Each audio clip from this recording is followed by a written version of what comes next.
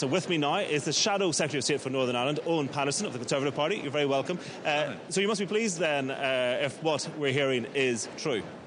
Yes, if what you've just said is true, absolutely delighted, obviously. I'd obviously like to wait until we have a formal confirmation before we sound presumptuous, but this is a very good start to our collaboration, getting Conservatives and Unionists elected to national political organisations. Jim will be one of 26 Conservatives and Unionists MEPs in a powerful new group with real influence on policy which will affect every citizen right across the United Kingdom. We are the only party represented in every region of the United Kingdom. We got more votes than the Labour and Liberal parties put together, on top of the absolute massacre of the Labour Party in the local government elections, where we won Staffordshire, we won Derbyshire, we won Lancashire. This is absolutely conclusive evidence that we need a general election. And of course, during this campaign, there were a few shaky moments. Obviously, you've had problems with the MP in North Down, Lady Sylvia Herman, saying she's not a Tory. Is that something you need to sort out pretty quickly before a general election, which may come early? Well, this is an absolute obsession of the BBC. Well, it's the only Ulster Unionist MP, so it's fair for us to be fairly obsessed with it. I know, but you're obsessed by personalities. We've said all along that we will come to the parliamentary selection procedure after the Euros. We were concentrating on the European campaign, and we've done really well, if you consider the short time we've had to get this collaboration together. We fought on a national ticket, we had a national manifesto, and we have done extremely well. And we will move on. Quite right, we will move on. We will be choosing parliamentary candidates soon, and we will be standing as Conservatives and Unionists in every single seat in Northern Ireland. When you look at the picture across the UK at the moment, when do you think a general election will happen? Well, it depends how strong Lord Mandelson is, doesn't it? I mean, Gordon Brown's got a grisly couple of hours ahead this evening when he goes to the Parliamentary Labour Party. Is there someone with the guts enough in the Cabinet to come forward?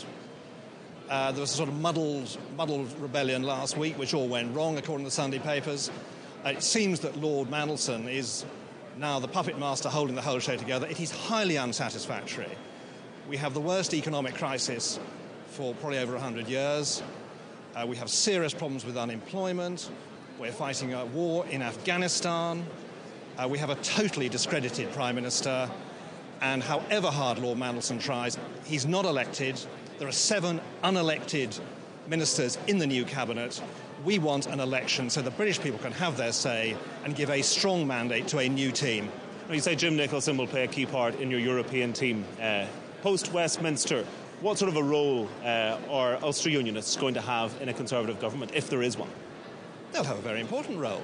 If we can get joint candidates under the Conservative Unionist banner elected for the first time for decades, we will have members of Parliament from Northern Ireland full-time in Westminster. We won't have any dual mandates.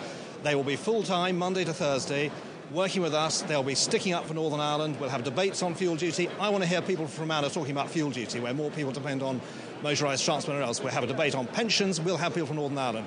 We have serious social problems. Ian Duncan-Smith's been here twice in the last 6 months. We were out last week. There are really serious problems with family breakdown. He's done some fantastic work with his social justice organisation, and we'll be launching pamphlets here. We'll be working with people like Bernardo's, hoping to organise a conference sometime later this year. And we have real lessons to learn from Northern Ireland. We want those lessons related to the national policymakers in Westminster. Why shouldn't Northern Ireland be fully part of policy making on all the issues which relate to Westminster? Tax, social policy, pensions. Okay. Under the agreement, they were all left in the hands of Westminster, and we want to see Northern Ireland people fully involved, and we will have joint candidates on the Conservative Unionist banner standing, and they will have the full rights and responsibilities of every single other Conservative MP. Owen Patterson, many thanks indeed. Thank you.